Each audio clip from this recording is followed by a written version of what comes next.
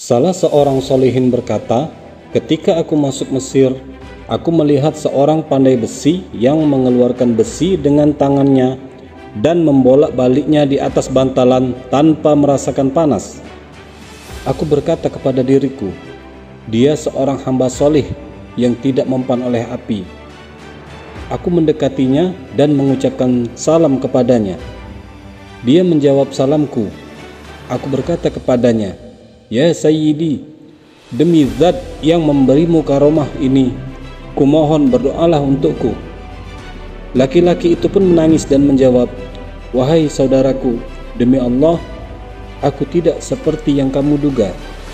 Kemudian aku berkata lagi, saudaraku, apa yang kamu lakukan itu hanya bisa dilakukan oleh orang-orang yang saleh. Dia berkata, perkara ini mempunyai cerita yang unik. Aku berkata, jika kau tidak keberatan, ceritakanlah kepadaku. Dia menjawab, baik, ceritanya begini. Suatu hari aku duduk di toko ini melamun. Tiba-tiba datang seorang wanita berdiri di depanku. Aku belum pernah melihat wanita berwajah secantik dia. Dia berkata kepadaku, saudaraku, apakah kamu mempunyai sesuatu untuk Allah? Aku terpesona melihat kecantikannya.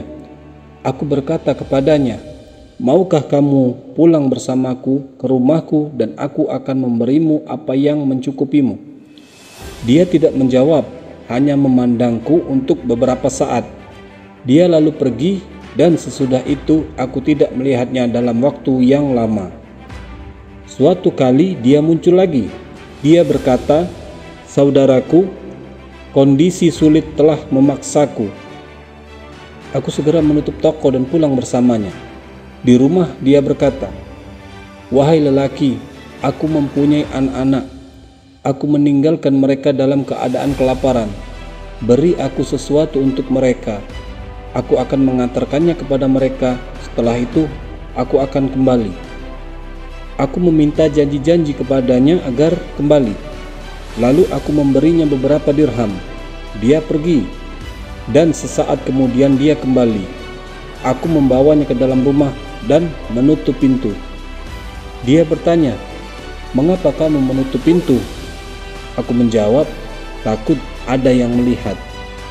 Dia berkata lagi, mengapa kamu tidak takut kepada Tuhan manusia? Aku menjawab, dia maha pengampun lagi maha penyayang. Setelah itu aku mendekatinya. Dia gemetaran seperti pelepah kurma ditiup angin kencang. Air matanya mengalir di pipi. Aku bertanya, mengapa kamu menangis dan gemetaran? Dia menjawab, takut kepada Allah.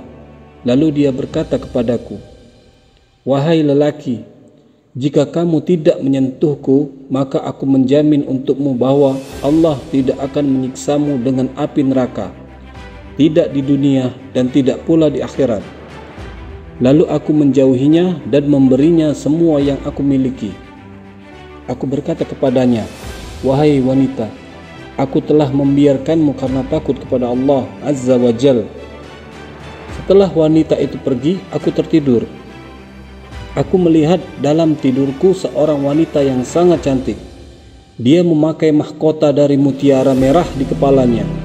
Dia berkata kepadaku, semoga Allah membalasmu dengan kebaikan karena kami.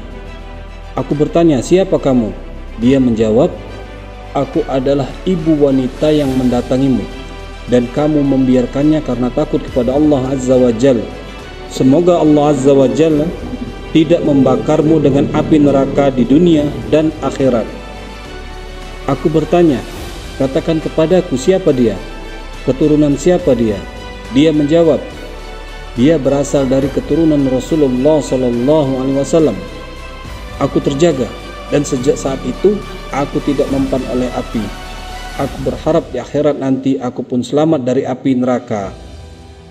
Kisah ini terdapat di kitab Al-Mawa'iz wal Majalis halaman 220 dari Ibnul Jauzi rahimahullah. Wassalamualaikum warahmatullahi wabarakatuh.